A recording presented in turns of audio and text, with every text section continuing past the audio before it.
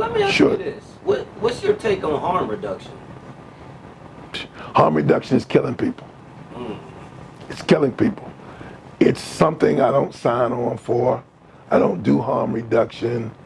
I don't do housing first because I rarely see it done right and I rarely see it being successful. If it was, I wouldn't be seeing the same people over and over. People I'm seeing second, third, fourth time.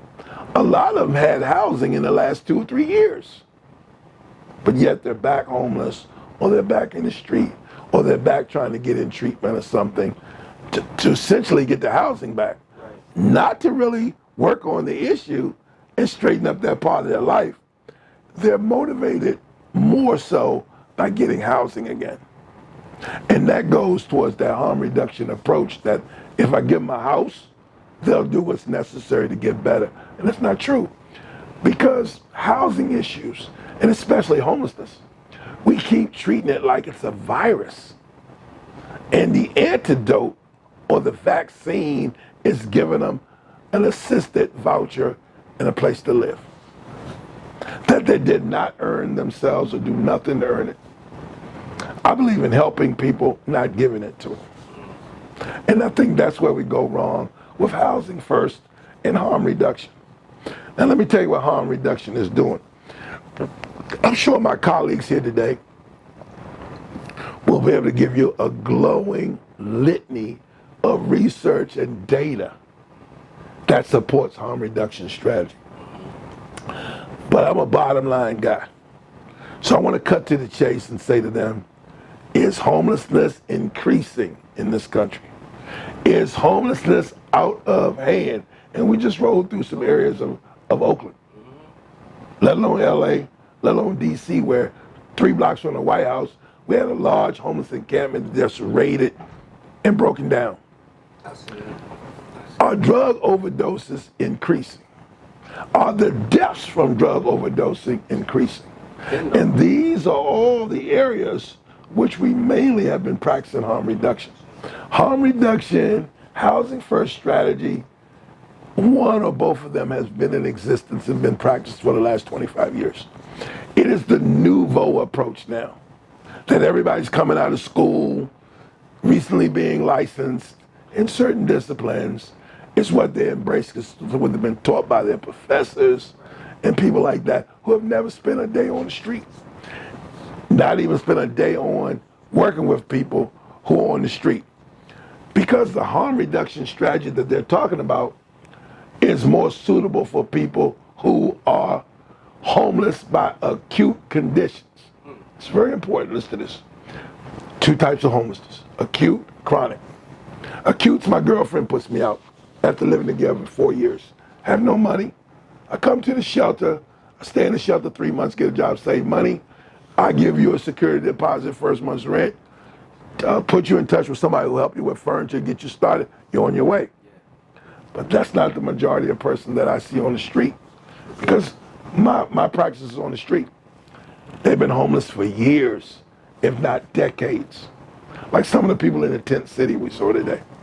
So how do you put that person in an apartment? I think it's malpractice to do so. How do you put them in that apartment? Because their chances of keeping it, probability is not real good. Because they have to learn how to live all over again. The word rehabilitation means learning how to live all over again. Some people need to be rehabilitated. Some people need to be habilitated because they've lost the ability to be in touch with how to live on a daily basis. They're more reptilian. Feed when I'm hungry, relieve myself, do whatever it is I do. But they've lost the ability to manage their own life. And for me to put them somewhere where there will be no oversight or no monitoring or no wraparound service. And I don't mean a case manager's coming once a week wraparound service. That's why my experience has been they do better in transitional situations with a 24-hour staff present. They will transition into having their own space, maybe their own room with a key. Right. Okay? But they maybe share the living room, kitchen with 5 or 6 other guys. and a couple bathrooms. And when they want privacy, they have their own space. If they want to have company, it's at the approval of the rest of the guys in the suite with. The old model, and then now today's people think anything old school is ineffective. Right. And when you say old school, it doesn't work. No, those were the tried and true methods that allowed people to stabilize, learn some stuff, and slowly move them towards the independence of having their own place. Because there's nothing worse than putting a person who is suffering or dealing with some challenges in a place by themselves. Because the walls will do this. Close in. They'll close in. And if they're in any way embarrassed by not having this or not having that, they're going to be reluctant to invite people over. Right. But what they won't be reluctant to do is to invite people from their old life over. Party. Exactly. And that's how a lot of them lose their places. I've had all kind of crazy stuff happen. From the police coming in there and there was a gun in there, and this lady had a one-year-old child. She lost her place. So it's like those strategies, I'm still waiting for them to work, other than them showing me some studies and research. I can only tell you what my experience is, boots on the ground, with the clients that I've worked for, say over the last 9 years or so. It does not look good because I'm seeing the same people over and over and over. Had housing last year. I got one lady, she's had housing in January, and she had housing like September, October. And because of her behavior, she keeps being a liability to the other residents in the facility, and they keep putting her out. And so now she was in a facility, we got her in a facility that's administered by an organization called Volunteers of America. Okay. They had to put her out and get a restraining order against her because she showed herself to be Volatile. well, they showed her to have poor impulse control or no impulse control to the point that where it was dangerous and threatening to the safety of other residents. So now she's stuck. She's stuck. Back on the street. She can't go to some of the shelters that we have because she's been put out permanently. Now, do I believe people should get put out of shelters permanently? No, I don't. I do believe there should be an exit ramp to return to shelter. But in order for me to staff you to return to shelter, I gotta see something. You gotta give me something. Mr. Williams, I had an epiphany. It's my fault. I know I messed up. My bad. Anything like that I can work with. I can go advocate for. Or I just went to treatment and I took a look at myself. Or I just been to detox. I ain't had a drink in a month or something. I can go with somebody and say, hey, can we restaff? Seems to be on this road to a different direction now. And he could really use this opportunity. But we advocate strongly for people, but they got to give us something. I can't go and sit down in front of in a facility that you just showed your ass in and threaten staff and all kind of stuff and say, let him back in. Let him back in. Why? Why? What can you show us? So that's the difference. And, right now, it's like clients can do no wrong. All of their behavior is excusable. Yeah. Like today, when my colleague said, suppose he gets home at 7 and the curfew is at 5. What would you do? I'd put him out.